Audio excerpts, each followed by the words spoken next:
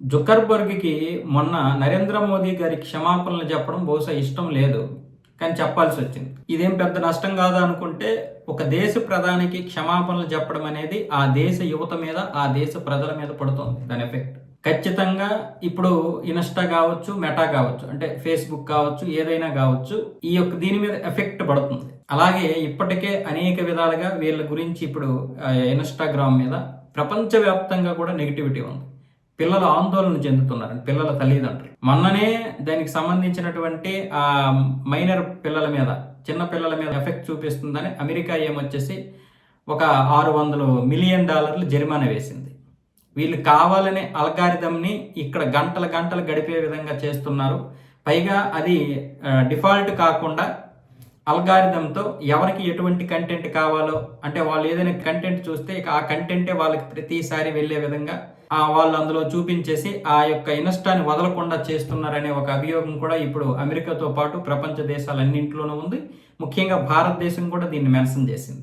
ఇక మైనర్ పిల్లల మీద జరుగుతున్నటువంటి ఏవైతే వీడియోలు ఉన్నాయో, ఆ దాడులు జరిగినటువంటి వీడియోలు కూడా పోస్ట్ చేయడం, అలాగే మైనర్ పిల్లల్ని మిగతా వాళ్ళని ఇక్కడ అందమనే పేరుతో ట్రాప్ చేసి ఇక్కడే ఉండిపోయే విధంగా, అంటే ఇన్‌స్టాలోనే ఉండిపోయే విధంగా, మెటాలో ఉండిపోయే విధంగా తీర్చిదిద్దినటువంటి ప్రోగ్రామ్స్ మీద కూడా ఇప్పుడు చాలా వరకు ఒక పెద్ద అలిగేషన్ వచ్చింది. కోర్టులో కూడా పోరాడాల్సినటువంటి పరిస్థితి కూడా ఇప్పుడు జుకర్బర్గ్ అయితే వచ్చింది.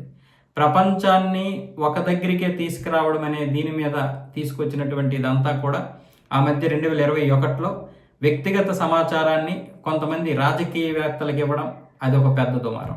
మయన్మార్లో రోహింగ్యాల మీద ఏదైతే ఒక ఇది జరిగిందో దాన్ని ఉద్దేశించి రోహింగ్యాల మీద దాడి జరుగుతుందని చెప్పి మయన్మార్ మీదే ఈయన వేసినటువంటి నెపం ఏదైతే ఉందో దాని మీద కూడా క్షమాపణలు చెప్పాల్సి వచ్చింది.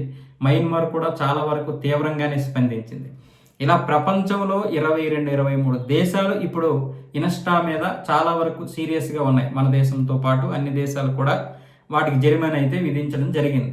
సో ఈ విధంగా జుకర్బర్గ్ ఏమొచ్చేసి రోజు రోజుకి దెబ్బ మీద దెబ్బ, దెబ్బ మీద దెబ్బ, దెబ్బ మీద దెబ్బ తింటూనే ఉన్నాడు. అంటే ప్రపంచం మన చేతిలో ఉంది కదా, అంతా మనం చెప్పినట్లుగా నడుస్తుంది కదా అంటే ప్రతి దేశానికి ఒక స్వతంత్రం ఉంటుంది, ఒక స్వేచ్ఛ ఉంటుంది.